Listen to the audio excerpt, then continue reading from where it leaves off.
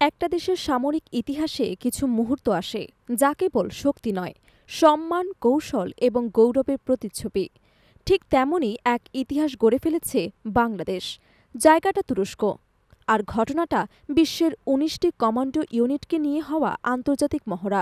আধুনিক যুদ্ধের প্রতিচ্ছবিতে রচিত এই মহড়ার কেন্দ্রবিন্দুতে ছিল বাংলাদেশের সেনাবাহিনীর প্যারা কমান্ডো এবং নৌবাহিনীর এলিট ওয়ার্স ইউনিট। এই অনুশীলন ছিল শুধুমাত্র প্রশিক্ষণ নয়, বরং বাস্তব যুদ্ধের এক জীবন্ত পরীক্ষাগার, যেখানে প্রতিটি কৌশল, প্রতিটি পদক্ষেপ ছিল পরিশীলিত, নিখুঁত এবং একদম বাস্তব।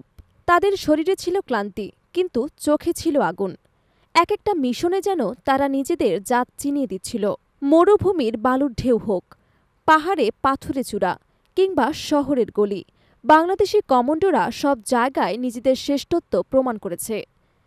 বাংলাদেশ সেনাবাহিনীর প্যারা কমান্ডো ব্যাটালিয়ন, এই নামটা এখন শুধু দেশেই নয়, আন্তর্জাতিক মহলেও এক সাহসিকতার প্রতীক। অভিযানের প্রতিটি ধাপে তাদের ফিটনেস, ক্ষিপ্রতা এবং মানসিক দৃঢ়তার নজর কাড়ে অন্য দেশগুলোর প্রশিক্ষক এবং সেনা কর্মকর্তাদের। অন্যদিকে নৌবাহিনীর ওয়ার্স কমান্ডো ইউনিট, যারা মূলত সমুদ্র এবং উপকূলীয় এলাকায় অভিযান পরিচালনায় পারদর্শী, তারা নিজেদের প্রমাণ করেছে আকাশ, জল এবং স্থলের সমন্বিত অভিযানে। দ্রুত প্রতিক্রিয়া, নিখুঁত লক্ষ্যবস্তুতে আঘাত এবং নির্ভুল কৌশল ছিল এই ইউনিটের বড় শক্তি। হেলিকপ্টার থেকে হট ড্রপ, মানে চলন্ত হেলিকপ্টার থেকে সরাসরি বিপদসংকুল এলাকায় ঝাঁপ দেওয়া, ভবনের ভিতরে ঢুকে জিম্মি উদ্ধারের টানটান উত্তেজনা, বোমা বা বিস্ফোরক নিষ্ক্রিয়করণে নিঃশব্দে অপারেশন, কিংবা গভীর রাতে শত্রুর ঘাঁটিতে নিঃশব্দ ঢুকে সফলভাবে মিশন সম্পন্ন করা, এই সবই ছিল এই মহড়ার প্রথম অংশ। আর আশ্চর্যজনকভাবে বাংলাদেশি ফোর্স শুধু অংশগ্রহণ করে থেমে থাকেনি, বরং একাধিক কৌশলগত মিশনে নেতৃত্ব দিয়েছে সুনিপুণভাবে। এই নেতৃত্ব এসেছে অভিজ্ঞতা, প্রশিক্ষণ এবং সাহসিকতার সম্মিলিত প্রকাশ থেকে।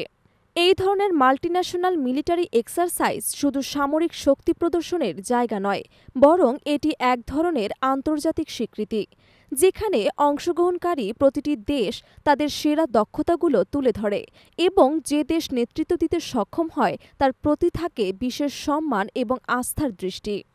বাংলাদেশ সেনাবাহিনী আজ সেই জায়গায় পৌঁছে গেছে, যেখানে বিশ্বের পরাশক্তিগুলোর সঙ্গে কাঁধে কাঁধ মিলিয়ে কাজ করার যোগ্যতা তারা অর্জন করেছে।